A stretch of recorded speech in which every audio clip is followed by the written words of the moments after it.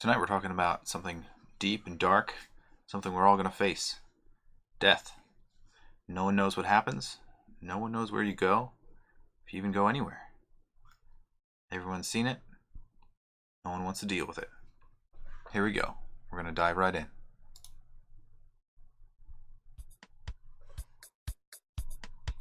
So I'm Dan. And I'm Nick, folks. We're old friends dissecting one topic at a time. People, technology, media, we've got it all covered. Each discussion here is a deep dive into our unique perspective. Taboo, forbidden subjects, they're all on the chopping block, baby. We don't pander to popular opinion. We might even get a little bit dirty. Warning, this podcast may contain mature language and sexual content, and is for infotainment purposes only. So join us. Have a good time. Open up your ear holes, because we're going to fondle your follicles.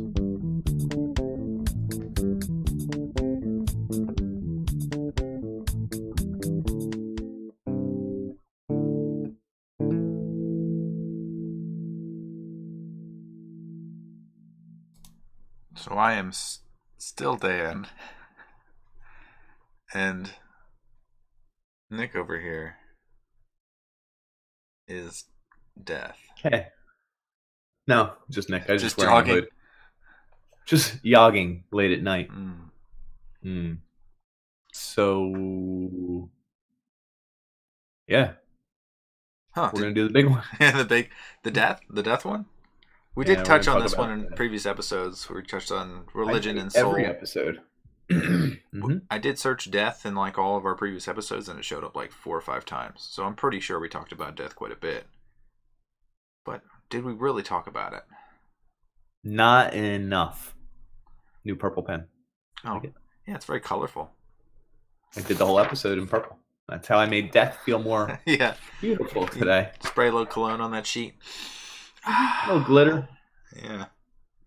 What's the podcast about, honey? Death. In purple.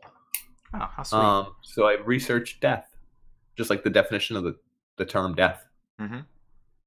They're a metal band, and they actually covered Painkiller from Judas Priest, and it's wicked awesome. Oh, and really? their drummer is super fast. They do Voice of the Soul. That's a really good one with acoustic and electric guitars flailing around. They're death metal though, but they're really awesome. Shout out Death. Huh. There's another definition of death I found, and it was like the act of dying. And I thought, whew, good. This is the one I'm looking for. This is it. Thanks, Wikipedia. Did you get any definitions? No, that's one of the curious things. Like, how do you know someone is Is it dead? weird? Do you know? Or anything. Have you ever? I mean, you've been in the presence of someone who died, but you didn't proclaim them dead. That's someone else's job. Right. But we knew at some point. I mean, I don't know if we knew when we knew. So the definition I got was the permanent ending of a vital processes in a cell or tissue is considered death. And I was like, okay, that's sort of goodish. So Right. there's like 8 signs of death. Strong indications that a warm-blooded animal is no longer alive. Oh, thank goodness. Yeah, This there's- sounds very. Yeah, very detailed. There's no breathing. There's no pulse. There's no brain activity. There's a paleness that happens in 15 to 2 hours after death. 15 minutes to 2 hours after death. There's like your blood no longer is forced around with your heart and the tension of your body. Like, let's go. So all of the blood kind of settles to lower areas of your body. Usually your feet kind of get a little bit bigger and then distended. Yeah. There's a reduction in body temperature because no activity. There's a word for that. It's called algar mortis. Yes. The previous ones I mentioned, the paleness is pallor mortis. The blood in the lower extremities or liver mortis. Liver mortis. You're right. Yeah. And then we talked about algar mortis, and then rigor mortis, which everyone kind of knows about for some reason. It's the stiffness. It's like of the big body. joke because your Yeah. wiener can get hard. I That's guess- the big joke. The wiener can get hard, folks. Did you research this? I hope you researched penis after you dying. Oh yeah, this is like a daily As soon thing. as they- I've been researching this episode for years at this point. Yeah. There's a really dark joke in Clerks. I think it's pretty well done. Where she goes in the bathroom in the dark and the light bulb's out. No. Oh, well, She thinks her boyfriend goes to meet her in the bathroom, but the light's been out in there for a And while. there's a dead guy in there? Yeah, an old guy went in there and he wanted a magazine or something, and he had a heart attack and died on the commode. Anyway, she came in after the fact, and she Thought he comes was. back out, and she's like, "Oh, I can't believe we got frisky. How'd you get out here?" And he's like, "I've been out here the whole time." She's like, "Then who did I have sex with?" And then there's like a whole big scene, and it's like, I get it. Rigor mortis did it. Oh, yeah. Okay. But did you Well, search? Wait, is it actually possible? Does it actually happen? I imagine you could. I mean, that's what I have to research necrophilia this people one. do.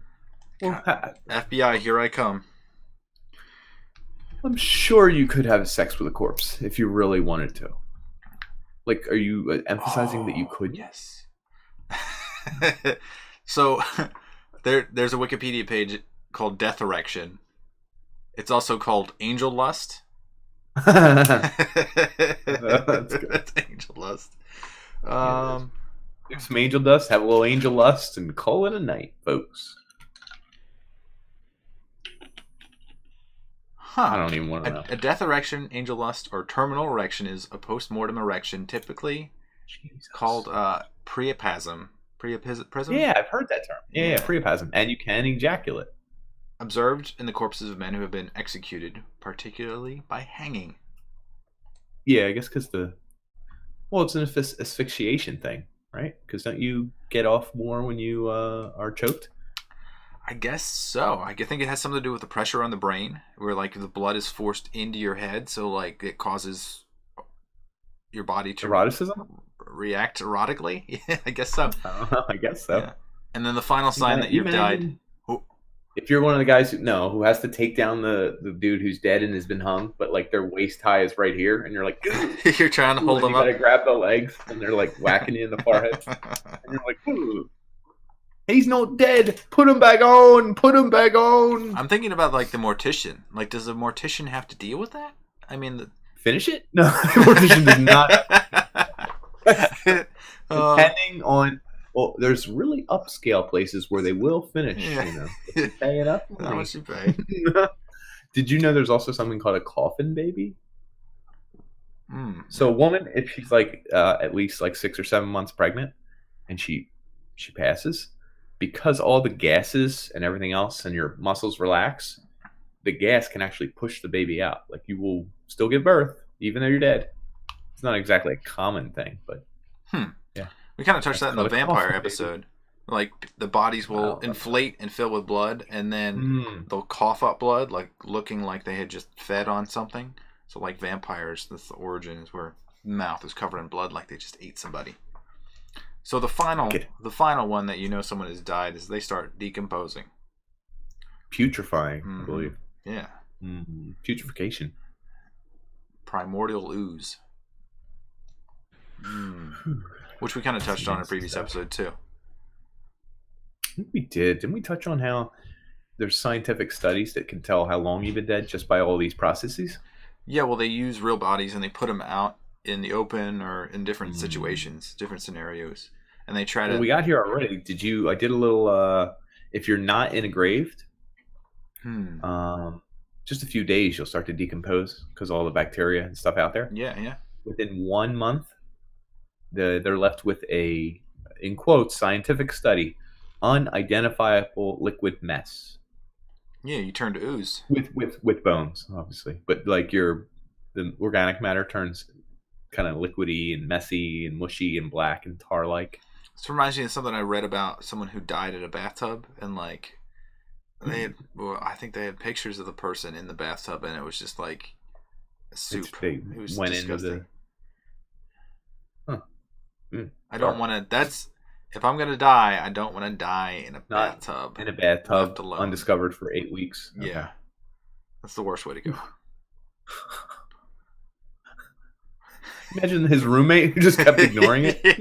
Anyway, he's gonna clean the dishes or what? Yeah. Geez, it stinks in here. Yeah. So if you're buried, like in the ground, do you know how long it takes you to turn into a skeleton? Ooh, like just no organic matter whatsoever. I have no idea. If you're buried in the ground, 8 to 12 years. That's it. That's not very much, right?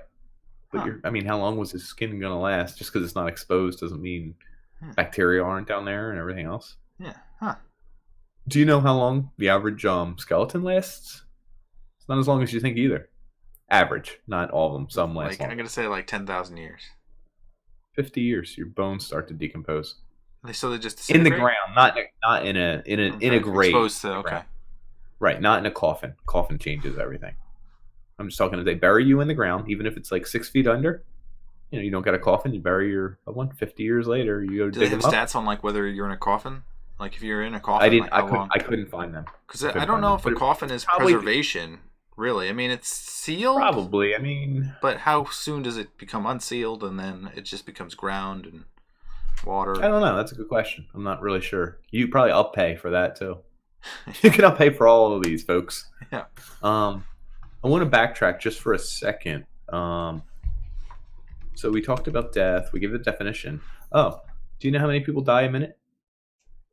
I have a stat for every second. It's about 1.8 or 2 people per second. Yeah, we're in that range. It's actually closer to 1.2 or 1.5 the way this works out. I'm trying to do some quick math here. I got 108 people die a minute. You want me to do the What's math? That sounds about Yeah, right I'm for curious 1.8 times 1.8. 108. 108 a minute. That's exactly what I have. Oh, 108. 108 Oh, a minute? 1.8? Yeah. Yeah. I had like, what was the stat? 55 million people a year in the world die.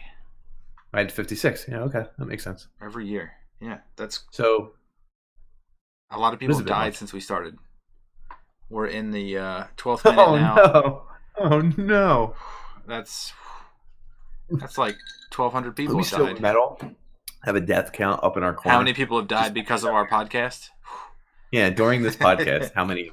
Because of the podcast. Maybe. Yeah. We cause time to go forward. Yeah. And real quick, I just wanted to touch on something you probably already kind of touched on, but when they announce time of death for a person, they go by cardiac death. They don't go. I guess there is what do they call it? Isoelectronic brain, where like your brain activity no longer transmits in and out of the brain itself. So you can still be considered alive. So there's 3 levels of death in medical terminology. Mm-hmm. The first one's cardiac, where your heart stops and blood stops going to all your arteries. We all know 4 minutes can go by and you can be revived. Boom, we can bring it back. Mm-hmm. The next step is biological or brain death. It's when your brain stops making its own electrical pulses to the heart. We can keep you alive with machines and stuff, but you're not really alive. Chances are you'll never come back, but once in a while, you can come back. It's extremely rare at the biological level. So I had And I don't think that's including a coma. But anyway, and the third one, just real quick, was molecular death, where you're so dead, all your cells are like, we're breaking down. We're going somewhere. We got stuff to do. I'm turning into bile. I'm turning into this. I'm turning into this. We have to go. We're busy. So I read some. No one comes back from that.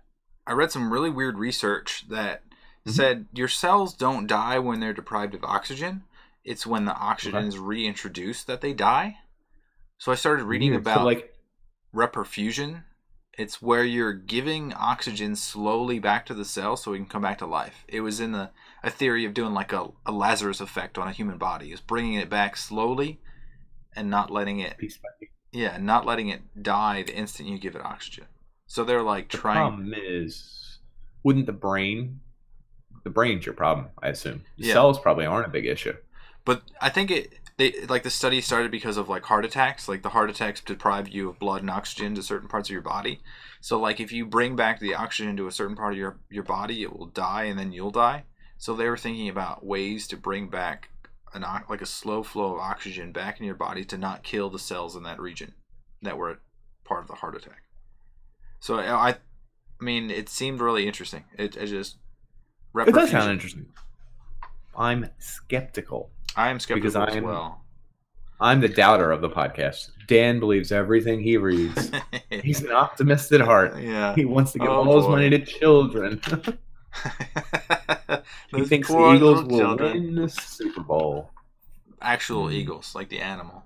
I hope they just swarm the Super Bowl. Creature will swoop down and just win that Super Bowl. Yeah. Woo. Did you come across the hayflick limit? The what flick? What? Hayflick. Hayflick. Yeah, hold on. I had it for other animals, and then I lost that. So let me see if I can find that. Hayflick, some scientists, he came up with... All right. Hayflick limit was the Hayflick phenomenon, the number of times a normal human cell population will divide before all cell division stops. Oh, this one's a good one. So natural age of how long something can live. Like, there's an amount of times your cells can reproduce and split in half and reproduce and split in half and reproduce and split in half. Senescence. Yes, I have. Yes, I've heard that term before too. I didn't come across that today, but I did. I've known that from my days of yore, the past. So biological aging, where your cells, I don't know, your whole body is kind of just like, we've lived past our prime and we're done. Like, they just kind of give up. It's like, why do you guys give up? So there were a few theories that said, like, you're not supposed to reproduce now, you're too old, you're spreading the wrong genes, or like your body just kind of, it's becoming susceptible to different things, and it just kind of fails. It fails slowly. I'm gonna have trouble describing this, so I'm gonna try and show everyone the picture. Zoom in closer. You got to block out. I'm looking at it. I can see it. I can see it. Divisions, okay. But anyway, you get weaker divisions. No. Do you see the red caps at the end here? Oh, it gets smaller. They're called exactly the telomeres. Oh, okay. It's the telomere. You're talking about the water bear. No. This is your chromosomes dividing. Okay. There's a thing called a telomere at the end of your chromosome. But this is the water bears don't lose their telomeres, right? Oh, I didn't know that. No, I didn't come across that. Yeah, I thought they kept their telomeres throughoud life so they could survive almost indefinitely. That's why they're so special. I forget what the water bear actually is. Yeah, the tardigrade. Anyway. Tardigrade. Thank you. Yeah, that's a good call. I set you up by spiking. I hit the volleyball in the air. Sometimes you got to get the words going before you can actually click in your brain. You spiked it. Anyway, with humans though, we keep doing this, and the ends of these chromosomes get skinnier and skinnier every time we divide it. They think it's like a natural built-in mechanism. Ticking time bomb. A little bit, because eventually you reach this edge and you can't divide the cell anymore. It just doesn't want to do it. You're going to lose information. You can't recreate what you've created. All the cells just like stop and look at each other, and then they shrug. Yeah, they're like, "Oh wow, see ya." It's called the hayflick limit, and different animals have different hayflick limits. And I thought I found a list of like horse life, like the ultimate horse life, 21 years. Actually, how long do horses live? That sounds long. I feel like 12 is more like a horse life. I've never looked up horse life, for the record. 25 to 30 years. Oh, I said 21. I should stuck with that one. They can live into their 40s. The oldest what? verified A horse in its 40s? Old Billy lived to 62. This podcast is dedicated to Old Billy. Old Billy. Good job, Billy. You are the oldest Billy. Shout out Old Billy. He did die, right? He's gone. He's taken from us. Yeah, 62. In human years. Of course. Can you look up what's a funny animal we could look up like the oldest of? I thought it was like tortoise. Oh wait. No, funny. Hamster. Oldest hamster ever. It's gotta be like 19 years. I don't know, 30. Is a zebra finch a hamster? A finch is a bird, right? Sounds like it, but zebra is a zebra, so I'm not. The oldest hamster lived for 7 years. Oldest pets on record. I was like mysmelly.com. That sounds like a good source. We got a good animal. Oldest rabbit named Flopsy. 18 years. That's way too long. I would have killed mine before. That's possible. You don't kill a 17-year-old rabbit. At that point, you're just like, she's legendary. You kill it when it's younger. I'm riding this. No, yeah, sure. You're riding this to the end, though. You're like, I'm going to get some money out of this one. I would never kill a rabbit. Those things, they're so cute. They're adorably cute. Yeah. Holy shit. So, Adwaita, a male aldabra giant tortoise. He lived till 255 years. Are you serious? Yeah. 255? I thought like 109 was like their age. Holy man. And they live a long, long time. That's too long. But you know what? Remember we did a discussion on blood and heartbeats? They have way fewer heartbeats than we do. Yeah, I think there's a max number of heartbeats. I'm telling you. There was a graph that I looked at in that episode where it was like it like people dispute it like very vehemently, but Right. it did correlate a little bit for most animals. That if Like whales live a long time, right? And they have slow hearts. It's like boom, boom, oh, boom, boom. Hummingbirds don't live that long. how does Hamsters whale- don't live that long. Who's the oldest whale? How can you verify a whale? Who's the oldest one? Oh boy. There's a lot of words on this. I'm just trying to read all of them super fast. I understand. Which is really funny the way you came into that. Oh boy. Oldest living whale. That's probably a better one to search for. How do they know? 225 years. A 400 That sounds like bull 405-year-old clam. The longest lived There's animal. a clam? How do you know it's the same clam? Like every time they come back to the same spot, it's like There's there's old Billy. Old Billy the clam. That would be the worst name for a clam I've ever heard in my life. Holy shit. So Let's bring it back to the real here. Okay. So I guess death. Like how have you felt death in your life? Okay, so we're going with actually. Let's do internet death. No, let's do real death. Okay. It's pretty good. Yeah, I could do real. I mean, both my grandfathers have died. Yeah, we'll do reals. Okay. Yeah, but I didn't see them die. But my grandmother depictions died. I saw her die, and it was weird because I don't know when she died. I'll say because it was like our whole family, not our whole family, but like her daughter and her son, aka my dad and my aunt, and then my mom and me, and we were all there, and we were like in a circle because we knew it was happening because she had lung cancer. It had been going on for a while, bad battle. She got bad, but it was weird because like they told everyone to wake up and come together, and she's probably not going to make it. And you don't know when they die because she did something called. You didn't have like a Summer monitor, breathing? Labor? like heart monitor or anything? No, but there was labor breathing. We took her off all machines, and there's something called labor breathing where you like you're laying down and you look like you're asleep, but like you take really big gasps of air. No. Did she have any? So she couldn't talk or anything. She wasn't interacting with anybody, right? She was also deaf, so it was like really tough. Like she entirely deaf, but at that time she was not talking with anyone. So there's some probably dead. There are some insights that people get, like a clarity. I think they call it terminal clarity, terminal lucidity, where like within a week or like hours before they die. Cut out the bullshit. I mean, there's nothing holding back any sentence in your whole body, in your whole mind. That's nothing's holding anything back. Interesting way to put it. It's just like you don't have any. There's no politics. You're not going to upset anyone. You literally are getting out anything in here that has been in your mind that you. No mental blocks whatsoever. Not one. But why? People say weird stuff on their deathbed, like always? They start remembering their own life, even if they had mental diseases that cause them to not remember. Towards the very end, they start to remember everything that happened to them. They start talking freely, and then they die. I'd be curious to compile a list of all the things they talked about. So, there was a study about like near-death experiences where people would describe like floating around the room.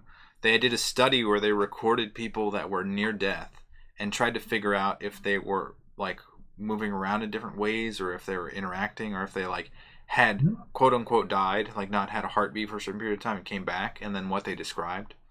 There's a lot of stuff about visualizing like people they had seen, like a friendly figure. So the common elements of that were like an awareness of being dead, a sense of peace, an out-of-body experience, a tunnel experience, like the light at the end of the tunnel. They had rapid movement, like a certain surge of powerful light. Twitch. Yeah. An intense feeling of unconditional love and acceptance. It seems nice. All these things seem nice. It seems like dying would be painful, right? Yeah. So I guess if they get relaxed, it's a bad sign. They have that like the life review. I'm gonna touch. I touched on it a little bit. Okay. Though beings of light, they feel like they're being cloaked in it. They're receiving like a vision of the life that they had, like all condensed in like a quick flash. Yeah, like they do in the movies. Exactly. Obviously, movies got it right. Approaching a border or decision of oneself. So they're trying to like decide whether they're going to return or not. So it's like, do you Uh, want to go now or later? Or, put it. I'll write a check out. I'll come back. Suddenly, finding yourself in your body, you come back. You just snap back to it, and then you start touching on all your religious and cultural beliefs. So you start focusing on like the morality of life, I guess, which sounds like the worst. I'd rather peace, separation, entering darkness, seeing light. That all kind of. I don't know if that. So like the physical aspects, I think you were kind of touching on. Like, why do you see light? because the blood leaves your eyes. Is that the solution that you found? Yeah, one of the reasons is if blood is leaving this area in a certain time frame, like not all at once, it's leaving piece by piece. Chances are the last part to go is like kind of centralized, and that's where you see light. It's the last spot you see light, and you're getting tunnel vision because there's not enough oxygen to take in your peripheral. You're only seeing what's central. If you like push on your eyeballs, and I'm not saying to do this, but you start to see you see color. You see I see what you're talking about a little bit. Yeah. So like I guess that's an intense version of it. If your eyes are feeling, I guess, pain in a way, that your focus will be on the brightest portions of your eye. I also think like your nerves and stuff start firing in weird places. So like what you're seeing is like a deadening of the nerves as they slowly fade. So like the fade forces you to focus on whatever liveliness you have.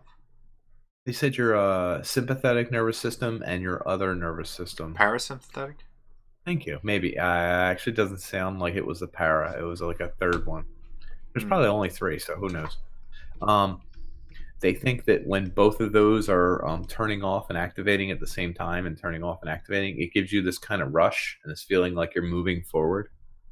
And they think that could also be your out-of-body experience. So the sympathetic and the parasympathetic are supposed to be opposing elements of your nervous system. So I guess if one of them is dropping, like plateaus, like stepping down, then the other one is overriding it. And then when that one drops, like the alternate one takes over. So you're feeling like the throws of forward and back is what you're describing, the rush. That would kind of make sense. Your body, it's like kind of like getting hit too hard, disoriented. When you're on the ground, you have no idea where you are, and you're trying to figure out how to stand up again, and you're trying to get your balance, but your balance is off. That kind of feels like, I feel like that's how one might feel like when they die. Now, you did touch on one other thing. Is it painful to die? I would put it in the fact that it's also, is it painful to be born? Probably. Well, you don't know that. Yeah, no one knows it. I mean, is it painful to be born? Probably, right? I mean, this is you're squeezed out. You've never breathed before. You're taking oxygen in. There's bright lights. You've never seen a bright light in your life. All this is going on. You're so overwhelmed that it's painful, but it's more everything else than painful. Like the pain is almost like an afterthought. Like, yeah, it's painful, but forget that, dude. I was just seeing light for the first time. I was trying to breathe air for the first time. I didn't know where my left was from my right was, pal. It's like, that's a baby trying to talk to you and explain that it was. I got it. It was probably painful, but he was not really focused on the pain. He was focused on the fact that he was coming to life, folks. Same for dying, probably. It's probably painful, but who cares? You're dying. There's bigger issues than the pain of dying. Do you know what I mean? Yeah, you're touching on epistemology, which is like the study of what people can know. It's like the things that can't be known are, there's no way you could verify that this is what the afterlife is, because whoever comes back from that, they were completely impaired.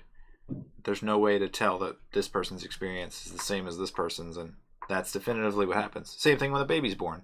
A baby can't tell you that holy shit, that was one hell of an experience. Wild.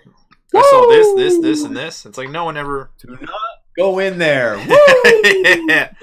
Yeah, I do not want to go back in the next 12 years. Ace Ventura 2 scene? Yeah. Yeah. Slide out of that rhino anus. Yeah.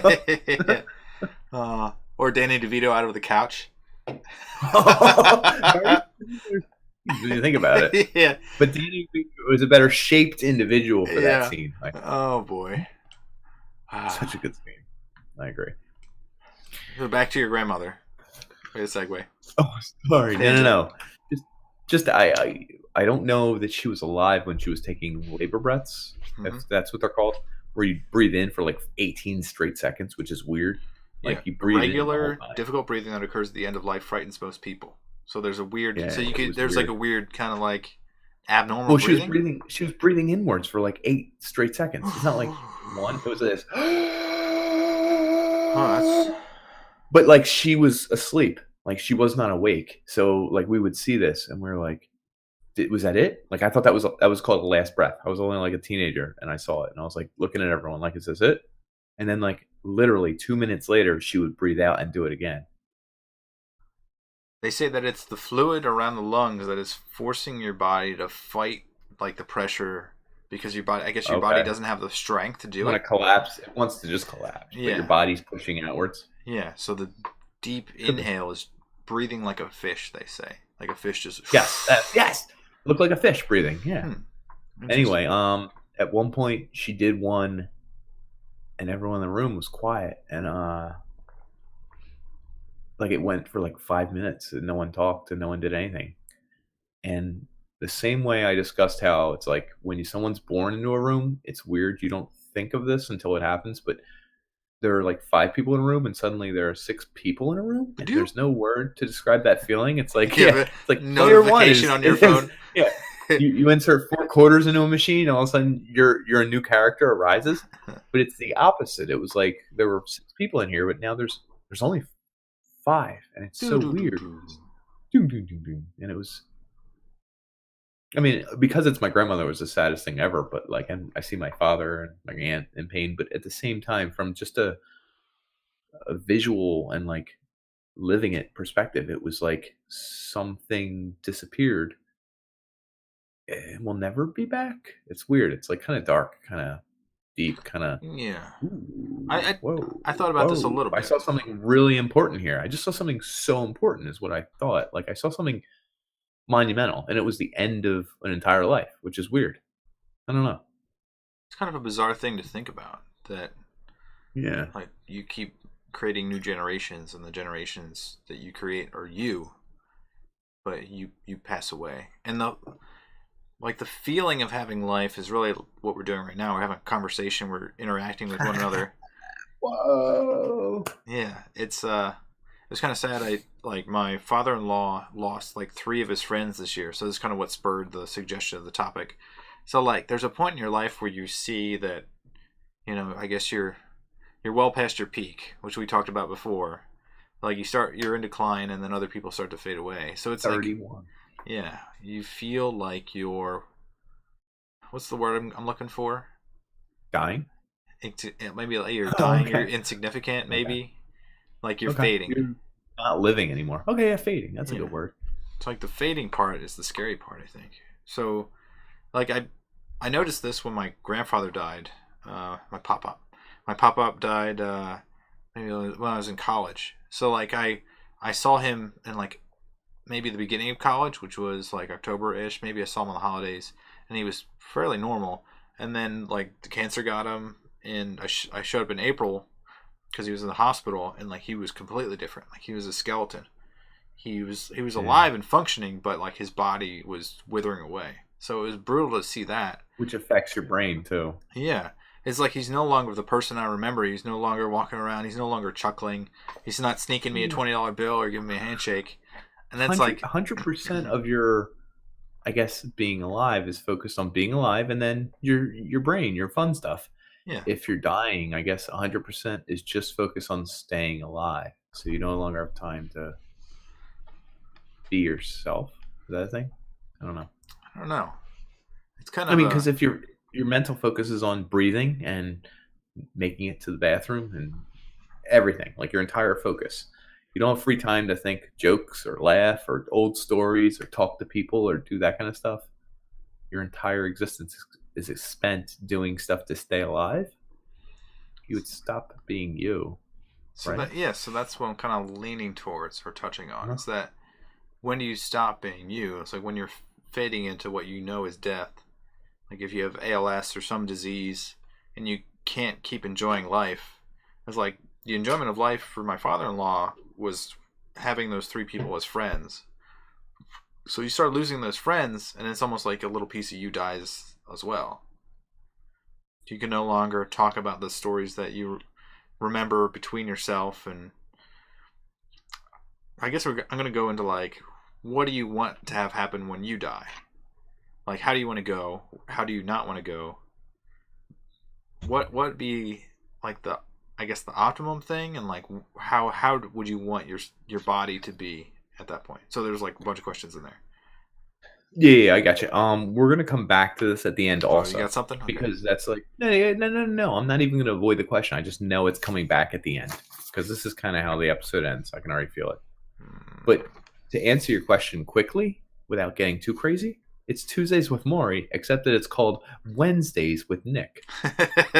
Mondays and Thursdays with Nick. But it's, I want to be dying, but I want to know that I am and have time to collect my thoughts and put them in a little bit. But I want more than that. It's not about my loved ones even. I want to be able to put all the stuff I think of, like this podcast type stuff, into a book or into a story or into a reporter that can then record it for me because I'm too old and frail or something. So this is but I want to impart it. I want to give it so that it can be written down. That's what I want. So this is the flip side of things, is that people are living. You and I are in our 30s. We think that life is going to go on indefinitely. It's like average lifespan is like 73 or something right now, maybe 72. Do you have a will? Oh, yeah. Not yet. No, like I'm a planner. I'm a thinker. I overplan and overthink, and I don't have a will either. You know it's bad luck in Italian. When you When you say you don't have a will? Sign a will. Oh, when you prepare a will. Really? Yeah, my dad refused to sign his will for like years. Like I think my parents tried to draw one up when I was like a teenager, and then by the time I was like 20 something, he still wouldn't sign it because it's considered bad luck. If you're planning to die, chances are you're going to die now. Now, at this point, I have no clue. He may have caved in and signed it, but like, and this is a weird thing. We could probably talk a whole episode about this, but I'm not Italian raised that way, but that adhered to me. And I was like, oh yeah, I ain't signing a goddamn will. It was weird. It's like one of those genetic hereditary things where I'm like, ooh, that's bad juju. And someone's like, oh, I do that. I'm like, no one, but that's, I can hear it. It's bad juju. I know it is. I don't know. I guess if you had a will, what would you put in it? Like physical possessions? Like what would... I got nothing, dude. I got my music collection. I got podcasts. I have a bunch of debt, and then I have my stuff that we're looking at right here. Does any of the stuff matter? I mean, like I do want my music stuff. I want my... If my kids don't like it, you can have it.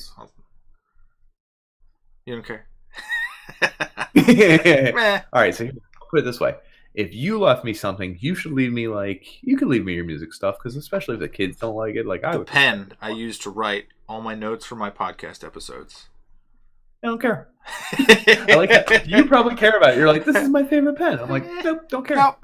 It doesn't do it. Nope. Yeah. Someone has an ornately wrapped box after Dan passes. It's in wood. Someone's like, how did you have this? There's like a dramatic moment where I open it. I'm like, damn it, he gave me his pen. And I just throw it by me. I'm like, this thing's stupid. Yeah. But would you know? Would it matter? What? If I died, if I did that with the pen. No, I'd be dead. I don't believe that I'm watching you secretly from behind the grave, being like, son of a bitch, he threw away my pen. There's a quote. I don't remember what movie or TV show or whatever it is, and it's like, after we all die, do you think we have the ability to whiz around the universe and look at stars being born and every aspect of time and space? Do you think I really come and watch you to make sure you're talking about me 10 years later and wearing my favorite hat? And he's like, I guess not. And he's like, jackass, and he disappears or whatever. And it's the point is that even if our loved ones did go on and die and could hang around the earth, they probably wouldn't care to. Yeah, there'd be so much to see. All right, why would they be like, yeah, let's hang around? All right, before we get there, because this is how the episode ends. Last but not least, let's talk about the Grim Reaper. With his scythe. Got a little bit about... Can you do the sound with your mouth? Is that the scythe sound? That's better than mine. I was going with... That's pretty good. Anyway. Real quick. Well, you want to touch on this at the end. Reaping the dead. Top 10 causes of death you can do it in the world. All right, cool. Top 10 causes of death in the world. and this accounts for 54% of all the people that died in 2016. 54? That's over 54%? half of the world. Yes. Of the world died from these top 10 causes. Dun, dun, dun. Ready? Okay, I have a different list, but go ahead. Was yours? Mine was from 2016 study. Mine has 12 leading causes of death in the United States. Maybe the world is different. Yours is United States, dude. That is different. Yeah, Seriously, yeah. think about it. It's very different. Yeah, The world is involving third world countries. Crazy place. Okay. Heart disease. Uh-huh. Number 1. Stroke was number 2. You get that? Really? Where's stroke? I don't know if stroke... Okay, stroke is number 5 for me. I had to scroll down. Pulmonary obstruction disease, which just sounds like a fancy excuse sounds like for heart old age. disease. It does, but it's different. There's a heart disease that's Ishman's heart disease. I forget what it was called. Oh, that's what. I think that's just your heart. If I don't know it already, I'll lump it together with something I already know. That's what I do. That's us. We're pandering. Yeah. A lower respiratory disease. Yeah. I got number 3. Cool. Cancer. That's 4. I guess most people don't die of cancer in the world. They don't. Isn't that weird? Because they never get there. Because we're a first world country. We keep our people alive too long. Number 5, Alzheimer's and dementia. not really, but no. Number 5, Alzheimer's, dementia. 6, trachea, bronchus, and lung cancers. Oh, so 1 cancer made it. Somewhere. 7, diabetes. Diabetes, same for me. You didn't get to accidents yet? 8, road injuries. Road, as in driving, motor? Just motor. Automobile? Mine lumps accidents into like unintentional falls, motor vehicle, and unintentional poisoning deaths. That's why yours was higher. Poisoning deaths? Holy crap! Poisoning was like number 1 actually, because it's like it involves like alcoholic poisoning, drug overdose, and medicine. Interesting. Drinking bleach or something. I don't know. Who cares? But good lord. Yeah. Here, number 9. I still don't know what it is. Diarrheal disease. That's like doesn't malaria do that to you, where you just keep pooping until you die? That's what happens to like South African countries, is they get malnourished because they can't keep it in. It's number 9. Number 10, tuberculosis. That's 54% of the world died because of that. Yeah. No, I don't think there's a cure. I think like even in the health center I worked in, we had signs to know if you had it or if it's, you should look into treating it, I believe. I don't think there's a cure though. There's a treatment. I don't know if there's... See? Yeah. What I just said. God damn right I did. I wanted to dispute you, but I couldn't. Damn it, internet. Give me the facts I want. Give me my own echo chamber. Did you want to get into your list? Sure. Follow which is probably closely. Mine because you're United States, right? I like the bullet. So the United States. Heart disease, which people live their entire lives eating shit. The terrible foods. They don't exercise. You also think, but they call heart disease, and like if a 92-year-old man dies overnight in his sleep, do you know what they contributed to? What do they call it? No, they do not call it a priapism. Priapism. I think he died of heart complications. Isn't that what they say? So like, when there's if your breath gives out in the night, I guess that's heart disease because he no longer beats. That's why I think it's such a high number. I could be wrong, but that makes sense, right? I could understand that. And what else could you call it? You can't call it old age. You can't call dying of old age. Do you know what I'm saying? You would call it senescence. Is that a thing? That was the biological aging. You definitely changed your pronunciation of that word like 4 times during this episode. You call it like senescence earlier. I don't know. Senescence? You should. Senescence? I don't know. It's going to come up in the keywords. That sounds better. Okay. Cancer is number 2, which is like 22%. Respiratory disease. This is small numbers, so now it's like 6%. Respiratory disease, accidents, which I lumped all those together. Stroke, Alzheimer's, that's a lot. 4% of people die of Alzheimer's in the U.S. I read that the world is number 4 or something. That's scary. That like your body can slowly shut down. They consider dementia too. Okay, I don't know that this covers. So I was reading a little bit about ALS, Alzheimer's, and like most of them onset. If you're like familial, it's like somewhere in your 50s. If it's non-familial, it's somewhere in your 60s.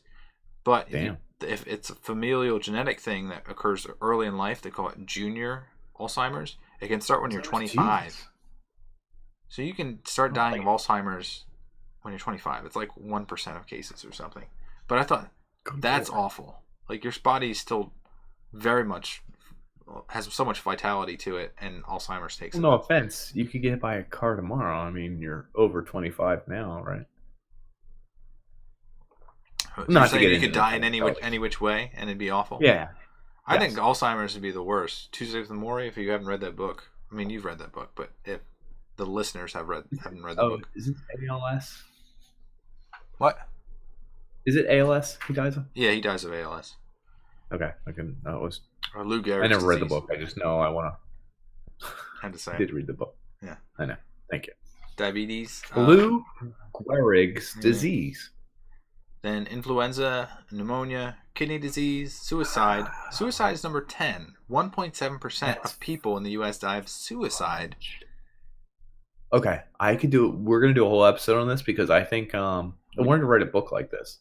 We're so healthy. We keep ourselves so alive. We do so much to keep the human condition alive that I think there's a blowback that wants to die. Is that weird? Or it becomes more prevalent in the causes of death? Because maybe it's just like a natural element of the society causes this number of people, and then once you eliminate all the other causes, you can't prevent people from killing from damaging themselves. It's like smoking, eating awful, and it's the same thing. No, but I don't think that's considered under suicide. But I see what you're saying. Okay. Yeah. But like, I also think. Do you know suicide memes are like on the rise, and like this generation, like just under our age group, is like suicide is like I want to die is like the funniest sentence, but also like a statement of regularity. I've not seen this at all. Are you serious? Yeah. So people who are like 20 to 25, like I want to die is like their favorite thing to say, and it's tongue in cheek for the most part, but they're dealing with. Literally, any minor inconvenience happens in my life, my brain says suicide. I want to die. Yeah.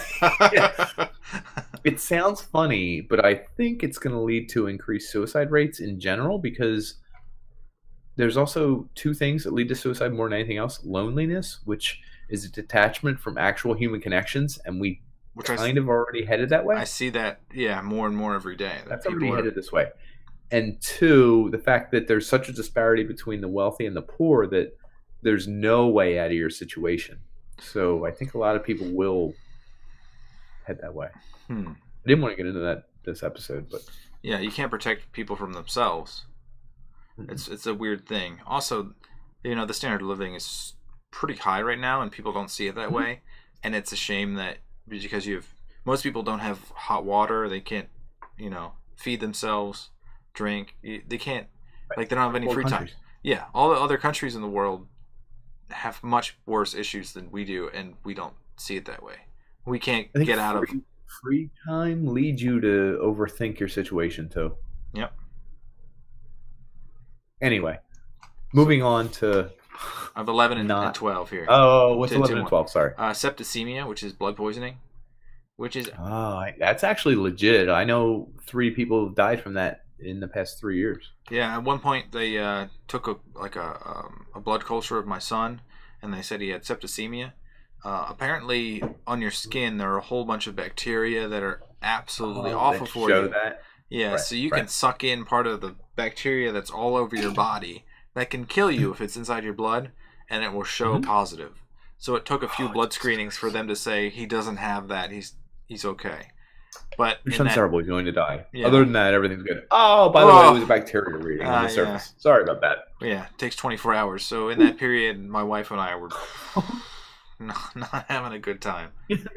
Not having a good time. And then chronic liver disease and cirrhosis. I think that also comes from hepatitis and then abuse of alcohol. Drinking. Mm-hmm. Yeah. The fatty liver thing. The what do they call that when you hardened? They have duck livers. What are they called? Duck livers? I'm gonna drive me nuts. Pate? Is it pate? I thought pate was a smeared meat. It's liver, I thought, but I mean, I don't know where you're going for. That's what it was. Foie gras.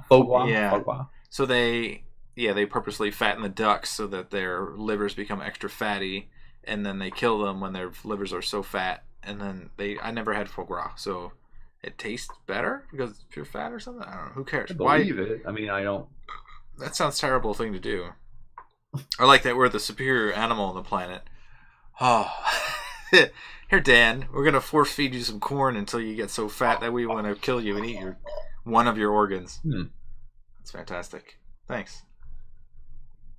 So, okay, I don't know where we're going with that one, but we need to change direction. I was going with Grim Reaper. I'm sorry. Okay. Why does he have a scythe? I was going with. Do you know who he is? He's potentially Kronos, the Greek god. It's old. Oh, he is. Kronos is the god of time. He's like he is. So they show death as like an accountant or like meticulous because eventually he's going to get you. You owe him. And it's also time for the crops. It's time for this. It's time for an end. It's time for the death. Reaping. It's time for this. It's time for this. He has an hourglass. He has a scythe. He's going to slice you down. He's going to slice down the seed. Everything has a season, even human life. Dun, dun, dun. But what's crazy is all cultures kind of have a guy like that. Like, there's a whole bunch of cultures that rely on carrying souls. So apparently when you die, the soul comes out of your mouth. That's a general consensus in India. Maybe the labored breathing has something to do with that. Maybe. Ireland, India, different parts of Asia. I don't know if Russia. I'm just making Russia up, but it sounded good. But anyway, a whole bunch of people I studied, the soul comes out of your body and has to go somewhere because your body's dead, but your soul is not, which is an important part. So when you die, not everything dies, folks. Don't worry. One is still alive. It's your soul. We're good. Epistemology. We don't really know. Everyone's happy. Everyone's happy. Yeah. Anyway, that soul does have to pay a price or cross a river or go somewhere, which is crazy. Was that like Charos? What was that guy's name? There you go. Charon. The ferryman. Yeah, you have to have we got to cross the river Styx. So that's why we put coins in the dead people's eyes. So they can take that with them to the afterlife. Hercules. Kevin Sorbo as. Kevin Sorbo, come on the Unpanners. We'll pay you. A few dollars. In coins for your afterlife. In afterlife coins. When you die, we will put these coins on your eyes and your pee-pee. 2 in 1. You get the pee-pee coin, I'll get the eyes. As long as sir, what are you doing down there? He needs a coin. It's not that for the Unpanners. Yeah. I just got to do this. It's going to get messy. There's a priapism here. I got it. Let me just close this casket. And okay. At the funeral with his family. Hey, we know what we're doing. Kevin was a personal friend of the podcast. Still going strong, Kevin. Good job. Kevin strong as an ox, folks. You should all see this. You should be proud of your father. We apologize, Kevin Sorbo. He's not listening. He might be. Anyway, it's weird because death is always a person. We love to personify death, which is our favorite thing to do. So many different personalities there. Take 1957. Let's just throw that number in the air. 1957. The Seventh Seal. Mm-hmm. Did anyone have to watch that for film class or English class? I think we're in the same class or same teacher, where he plays chess with death, and he does outwit death, doesn't he? He eventually loses. Dies. Oh. Antonius he just makes it linker, right?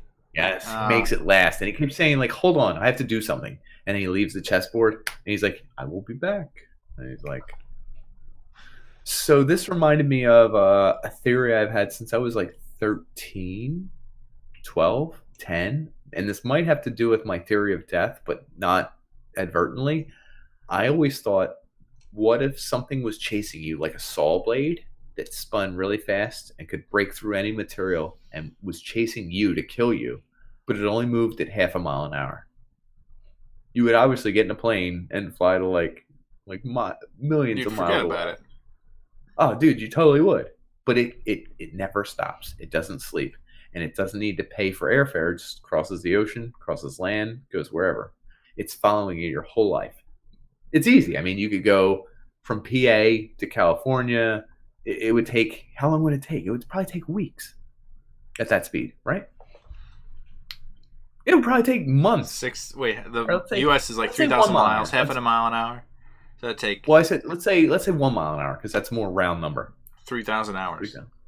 So what's 3,000 hours? I have no idea. I go from the East Coast to the West Coast, and I say, I'm taking a plane because that thing's 125 days. Okay, that's cool.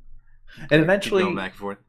I got to go here. Yeah, exactly. There's something weird about the fact that while you're sleeping, it's still coming at you. While you're relaxed, while you're playing with your kids, it's still coming towards you. While you're flying around, while you're doing whatever you're doing, eventually, you can't outrun it forever. It's so weird because it's scary, but it's not scary. It moves at 1 mile an hour. Jesus Christ, I could walk away from it. Do you know what I mean? But it's always coming towards you. I feel this more and more. So I had like a little bit of a rebirth over the past month where I started noticing that people don't interact, like we talked about, like the previously, where they're getting disconnected with the world. There's so many people that just like the way they live and don't care about anybody else. It's just a weird way to live because you could live a better life if you started interacting with more and more people. So I started interacting with more and more people and finding that most people don't care. Most people don't give a shit. It's kind of a weird way. Yeah, because like if you're running out of time and you don't have enough time on this earth, I feel like the things that matter are the people that you've made connections with. What else is there, really? We came to the last page, folks. We're at the last page. Oh. That's what you did to me. Oh, I did. So what up? Funerals. Do we talk about funerals a little bit more? No, go ahead. So the people that are in the casket, like my pop-up, looking at him, it's not him. Like the life force is completely gone. His body has changed. All those blood's changed. Yeah. All those characteristics have changed. So there's like a form of embalming, which seems weird, like saying embalming. You think about how does it work? Yeah, I actually didn't do research on embalming. I just kind of know that you do it so that the putrefaction, etc., doesn't happen. But I don't know. Yeah. So how it works. They're trying to kill the bacteria in your body and denature proteins to essentially freeze your body. So they do different concentrations to make sure that you don't decompose. So there's maybe to 8 things here. So they add a preservative, they do a water conditioner, a cell conditioner, they add dyes, something called a humectant. It restores tissue to a more natural and hydrated appearance. So this is a weird version of science, right? It's a way of bringing people back from the dead, but only in physical appearance. Makeup. It's death makeup. Yes, it's very strange, but it's body death makeup because it's also cosmetic only. I mean, you're not doing this for any other reason, right? It's cosmetic, just so you can show the body. Okay. So I thought this was more interesting than I previously had thought. So of 55 million people that die a year, there's 5 million gallons of what they call embalming fluid, and the rest of them are anti-endemic chemicals, disinfectants, extra water, and then cavity fluid. So it's like ways of making the body look like it's still alive. And so many religions actually condone this. They say, we want people to view the body and make a connection with it, not like it's dead, but like it's still alive, so they can have closure. Weird.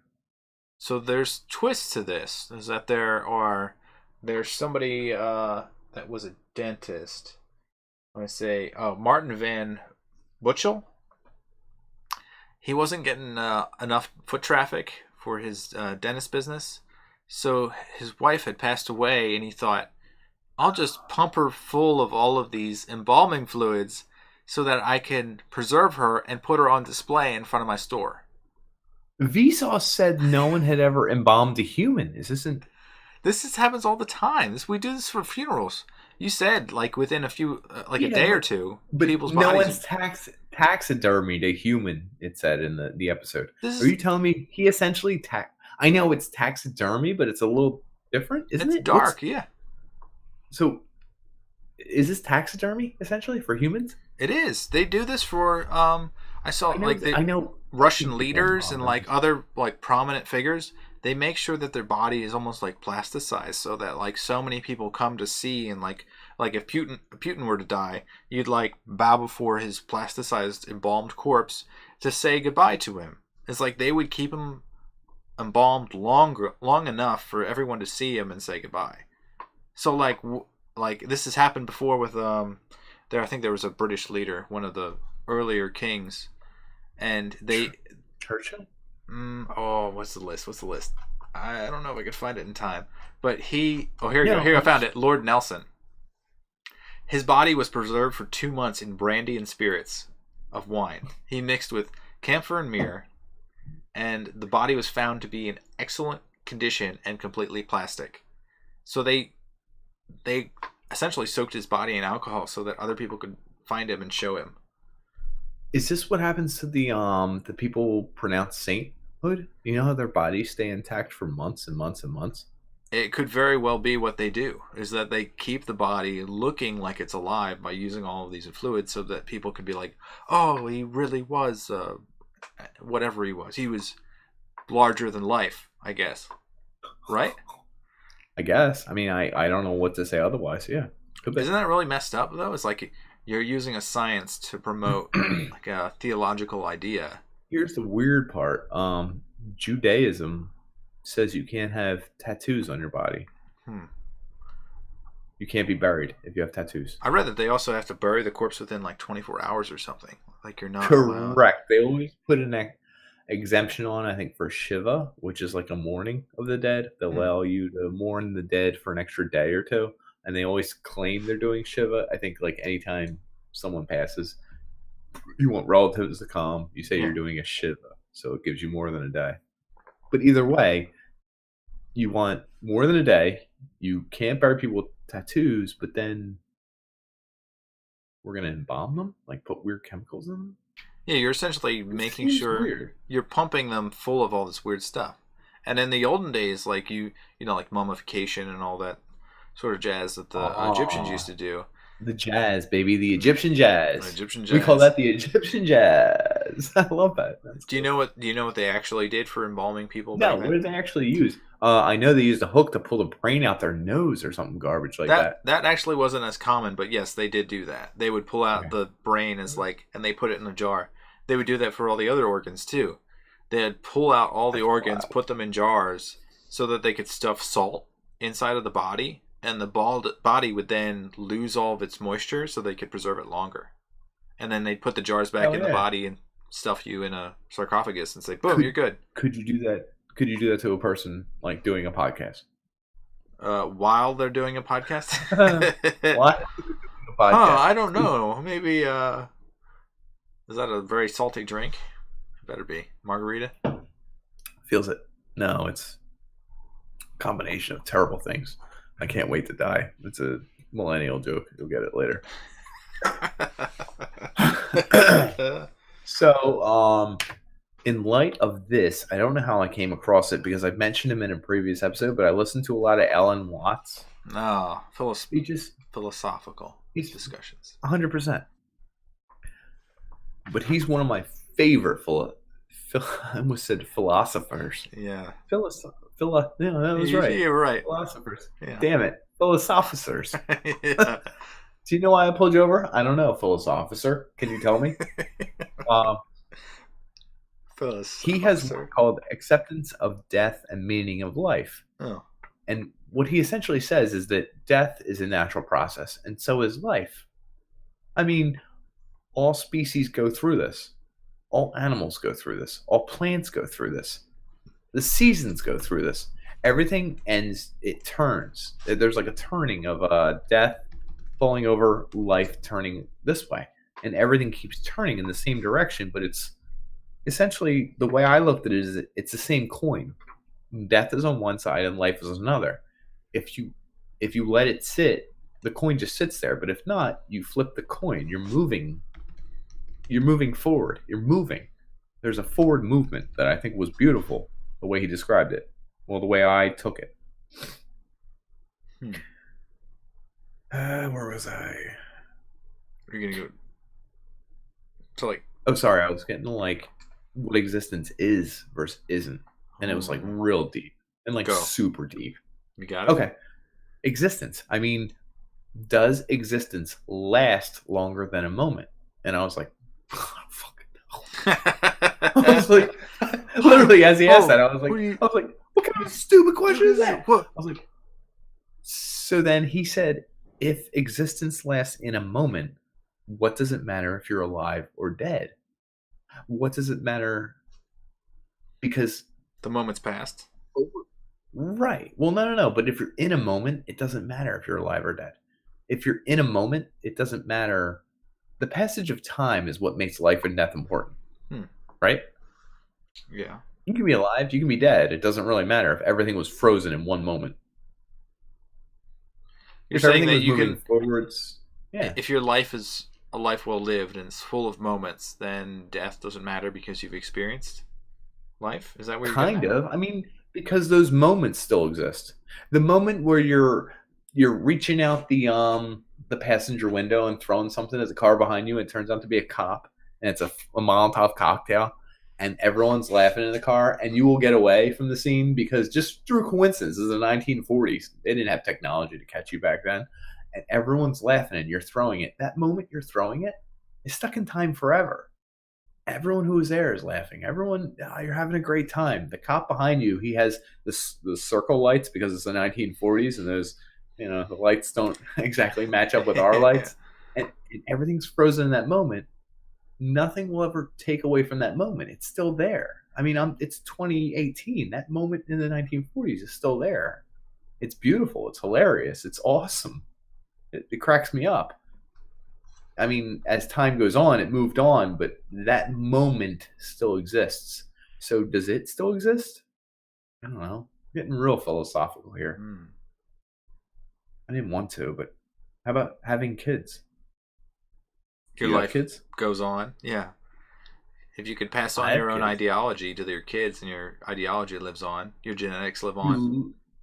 Your DNA and your ideology. It's not just your DNA, it's your DNA plus your ideals, plus whatever you want to teach your kids. If you want to teach them that the Russians are evil, you could impound that in their head every day. Communism is bad. Yo, can you imagine if you taught them something really weird like New Zealand is the worst? You did it every day of their life. You could do it, right? You could impress that on children. Do you think they would grow up thinking New Zealand is the in the world? You could. And they would have your DNA and they would think New Zealand is the worst. It's just, to me, it's crazy. But there's also Alan Watts' speech that I just referenced. He said that the same individual, you or I, were the same strand of DNA. Mm-hmm. There's nothing to be gained by that DNA sticking around forever. Eventually, you're going to run into boring problems, growth problems, susceptible to some disease or some disorder. It's beneficial to have offspring, which vary slightly in the DNA, very slightly in the thing. Mm-hmm. Yeah, there you go. It's like we're passing on ourselves, but like a more adaptable version. And once you do have kids, like, once you do this, strike forth. I know. Forever be you. But once you do this, your children or you, they're experiencing life in a whole innocent, beautiful way. He says, like, the way I look at trees, it's like, this tree is garbage. It needs to be trimmed. It's been here for too long. It's shadowing our pool. I hate it. I got to trim it. The way a child sees a tree is like, this thing is beautiful. I can't believe it's alive. And there's something unique and new that a child sees in nature and everything around it that we don't anymore. There's something new and unique they do in interacting with their fellow human that we don't anymore. I'm already at that point. I'm super capitalist. I'm involved in all these different ists. But a child isn't. But that child has my DNA, has my intelligence, he has my ideals. So really, we're setting him forth to go forward. Me? I'm a little bit old news. I don't know. Yeah. He says it's the whole point of being alive. And it's a little sad, but a little bit like, yeah, that's word. You get a little stale. Life gets a little stale. Because nothing we do, me and you, will ever equal like being like 8 and discovering a new video game and like, or a new game you can Yeah. play with your friends, or like anything. There's something so Overjoyed. new. I don't know that we will can be never, overjoyed. We will never be overjoyed, right? Very rarely, and not to the extreme that children are. Right. And is that the point of life? I guess. See, now we're getting to life more than death, but That's why I need to bring it back to like burial. Like what do you want to do with your body? I want it burned. Jesus Christ. So you funeral pyre, you set it off on a river and someone shoots an arrow. None of that survives. You don't want organ donation or anything. I'm an organ donor, so they can have them. I don't care. I don't know that I am. I fear that they're going to take him out too prematurely. Take it. Yeah. Wait, he was in a car accident. I'm fine. I'm actually really good. I have a bump on my head. He's unconscious. We need to take his organs. Put his kidney back in. He's alive. I'm like, no, I need that. You only need one of them. I'd like both. What if you were like, no, I'm fine. I can hear you guys. And they were like, he's going blue. We gotta take him. He's going blue. Someone punches you in the face. Yeah. They're like, we got to take these organs. We need them now. He's going to die anyway. So you want to float off on a flaming pyre down the river to crash into another boat and maybe catch it on fire and do stuff. Sure. Yeah. That would be so metal. Why not? I thought about this recently, and I always thought, like, I don't really want to be buried because that's just, like, that's an inert thing. It doesn't really do anything. I thought maybe, I like the primordial ooze where you just become life, like your body's so full of nutrients. You want to come in the slime? Come on, dude. I don't know that I want to be slime. You said ooze. What's primordial ooze? Well, yeah, that's another thing. It's like you just kind of rot, which seems weird. So you could also be cremated, which I thought that would be good. You know, that's where I'll be cremated. That's fine. Yeah. Do you know like ashes are toxic? So like, shit, I'm not eating them. If you eat on the ground, so they're if you bury them in the ground, nothing will grow out of them because they're salty. They're like multitudes saltier than something can grow in. This is weird because trees, when they die, leave nutrients for new trees to be born. Mm-hmm. Are you saying we don't? If you're cremated and all your essence is concentrated into one little vial, then that vial is like all sort of toxic to living things. Now, there was one woman who decided that she wanted to be closer to her husband, and he had died. It was on a TLC show called My Strange Addiction. Her name was Cassie. She was 26 years old. I think she had limerence, by the way. Oh, she was definitely limerent. She was definitely in love with her past husband. Idea. And I think she was doing something and sprinkled a little bit of him on her. So she got a little dust on her forearm. And she thought, I can't brush this off, so I'll just lick it off of my forearm. And she thought, well, it doesn't taste that bad. It's a little bit. So she ate a pound of her husband that year. So she slowly would take his ashes and eat them. A little sprinkling here and there, like salt. Are you sure about this? This is an article on the internet, so it must be completely true. I'm believing it. Not because I don't disbelieve you, because I think people are awful. That's crazy. Did she die? No, she didn't die. You can eat human ashes in very small amounts. Can you snort them? There's no legal bounds on human ashes. I tried to search for laws against doing things with human ashes, and it says, Could I claim to have my ashes like brought to the Harleysville kid fair and scattered around the so get all in the kids' eyes? The kid? Oh, yeah. God. Is that illegal? Laugh at me, kiddos. I got you. So that's in essence what I think I would want.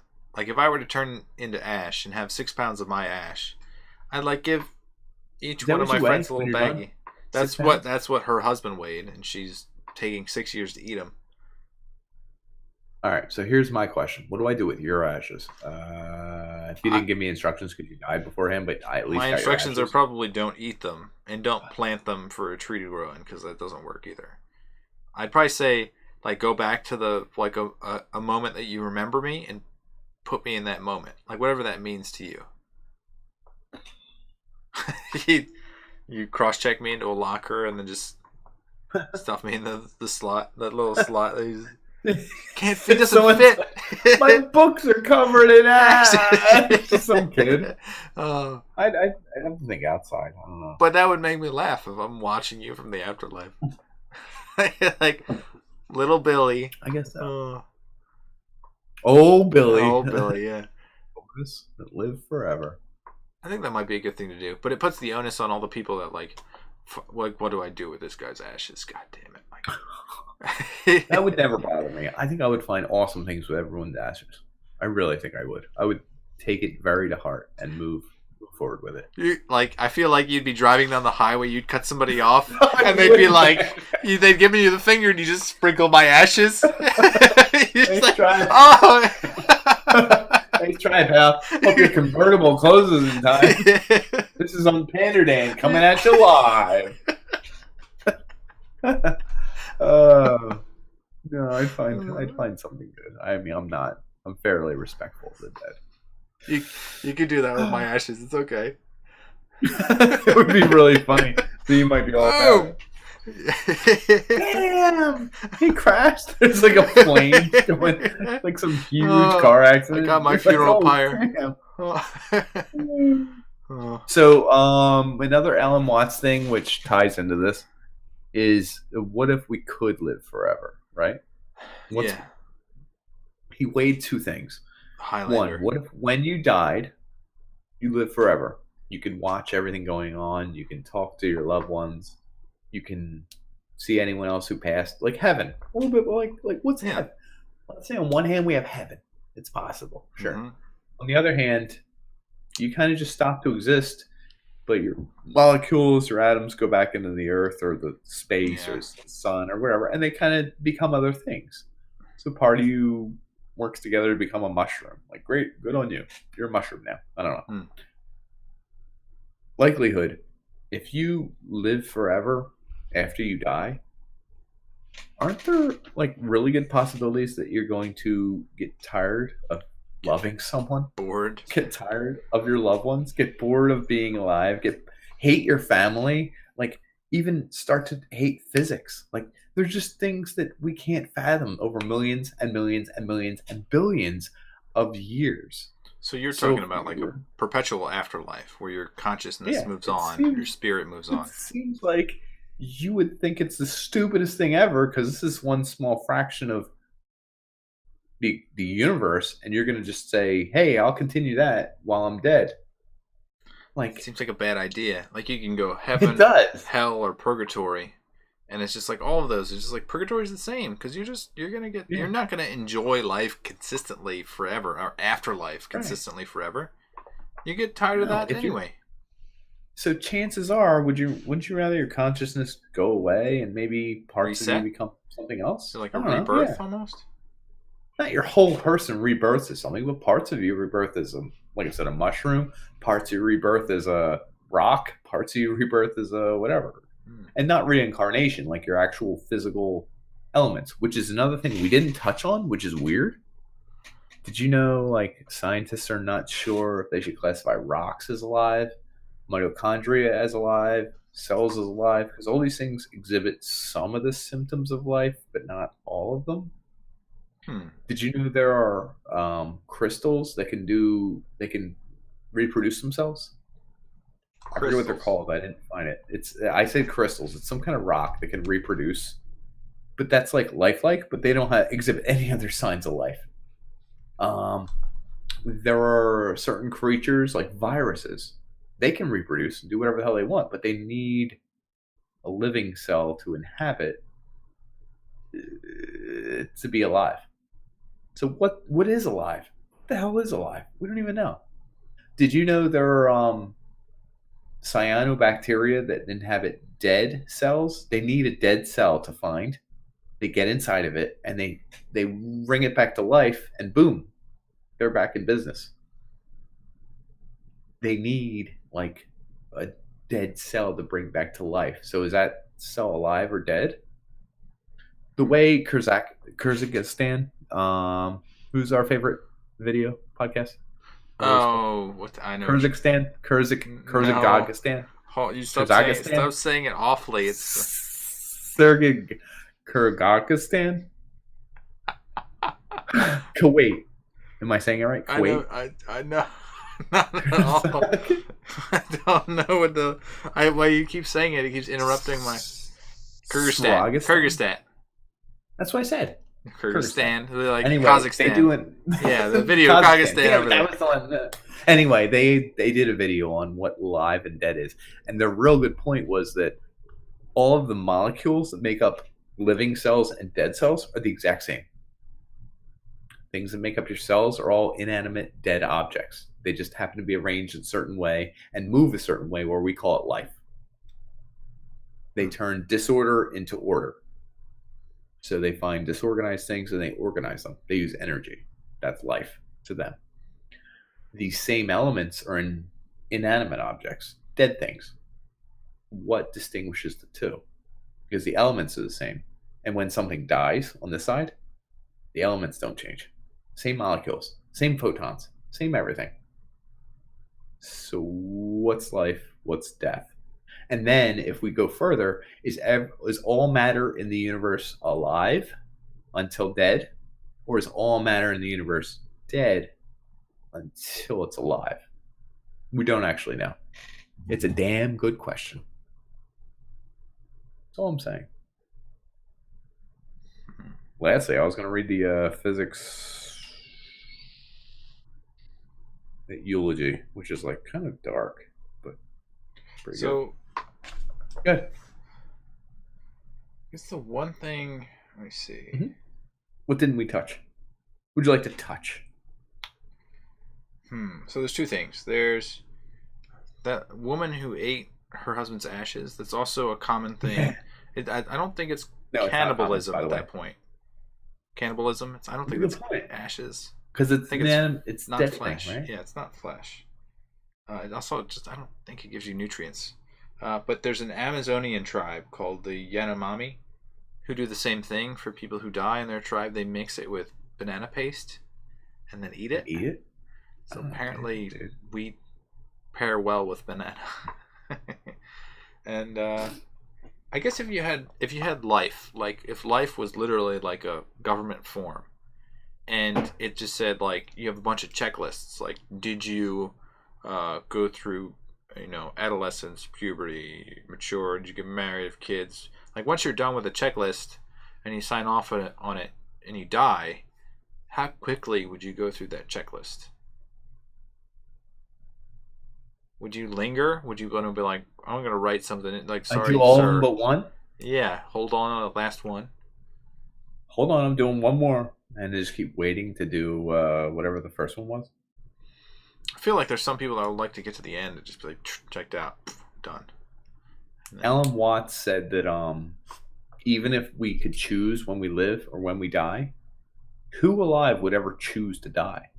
It just would never come up. You'd always postpone it. He said that's a part of being alive, not wanting to die. And I was like, yeah, that's true. You imagine we're like, yep, you can die whenever you're ready. Everybody will be like, well, let's hold on. Oh, hold on. I got to do one more thing. Oh, Jesus. This time is, oh, Jesus. Oh, hold on. Holy smokes, folks. Forgot one thing. So there's like a physics joke that I want to read, like to end this. All right. If you want a physicist to speak at your funeral, this is what he would say. You want the physicist to talk to your grieving family about the conservation of energy so they will understand that your energy has not died. You want the physicist to remind your sobbing mother about the first law of thermodynamics. No energy gets created in the universe and none is destroyed. You want your mother to know that all your energy, every vibration, every BTU of heat, every wave of every particle that has ever beheld in her beloved child remains with her in this world. That's beautiful. You want the physicist to tell your weeping father that amid energies of the cosmos, you gave as good as you got. And as one point You'd hope the physicist would step down from the pulpit and walk to your broken-hearted spouse there in the pew and tell him that all the photons that ever bounced off of your face, all the particles whose paths were interrupted by your smile, by the touch of your hair, hundreds of trillions of particles, raced off of like children, their waves forever changed by you. And as your widow rocks in the arms of a loving family, may the physicist let her know that all the photons that bounced from you were gathered in the particle detectors that are in her eyes. Oh my God. And that those photons created within her constellation of electromagnetically charged neurons whose energy will go on forever. You can hope your family will examine this evidence and satisfy themselves knowing that the science is sound, and they'll be comforted to know that your energy is still around. According to the law of conservation of energy, not a bit of you is gone. You're just less orderly. Aaron Freeman. And really, it begs one question. In a way, all of your molecules, all of your energy, all the things you've done and affected have still happened. Right? You're still causing and affecting things that you probably don't even have a bearing on. Can't even perceive. Exactly. Not at all. Could happen for generations, for dozens of years. And while people like Pander Dan would like to make that effect super direct and like, I have a list of demands. You should do this in the future. I have an organized path. You have demands and orders. You should do them in a certain order and make them a certain way. I'm going to architect it. And people like me might say, please remember all these cool things I said? It doesn't matter. Watch every episode of the Unpanderers. My eulogy. What we did, but we will be remembered in some way, and we affect the future in some way. It might not be the way we want or the mannerisms we want, but I think on that tone, social media is going to turn real dark real fast. All these people are still there, but all of them are dead.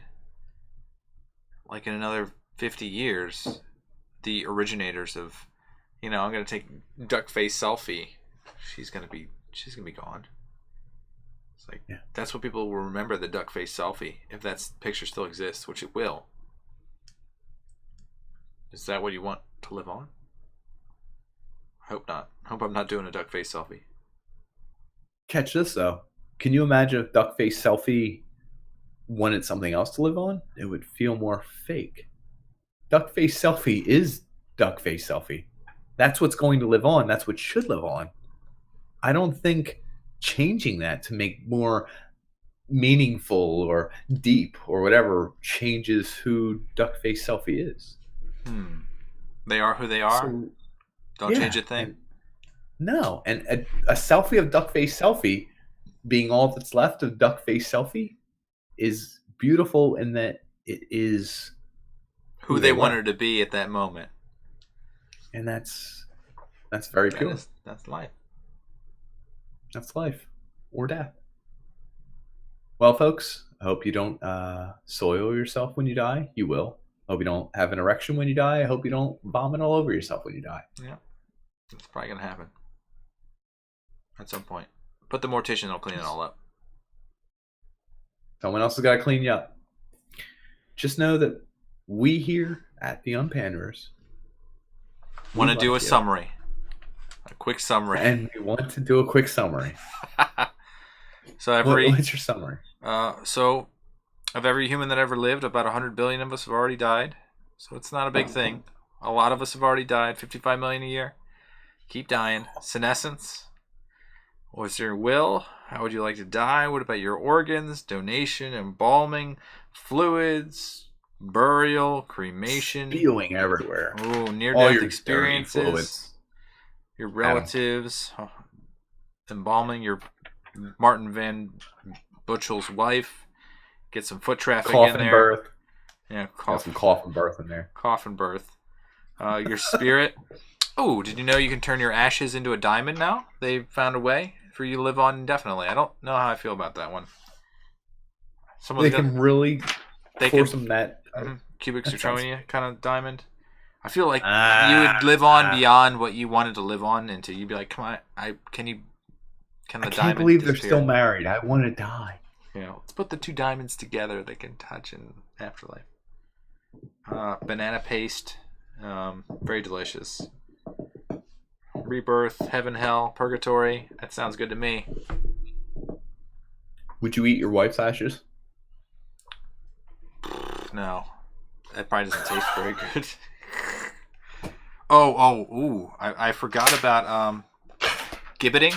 So like, we talked about the respectful version of death, and there are certain versions of like thieves or people who do cruel things. So a gibbet or a gibbeting, like the act of putting someone on a gibbet, is hanging them up and then making sure that everyone sees that this person did something awful. So Like bad guys. yeah, like Always bad guys. Never good guys, Mhm. obviously. I think Jesus Christ, when he was holding his cross, there were a bunch of people that were gibbeted. Essentially, I don't know if being on a cross is gibbeting. I don't know if A little bit. it's sort Probably. of it's the same sort of thing. That's the whole point of the cross, so I Yeah. guess so. It's the whole showing of what you did wrong. So in a way, there's an essence of respect, and you hold their ashes and you say, "Oh, blow into the wind and be free." And there's the other one like, "This guy was a piece of shit. Let's just watch him hang.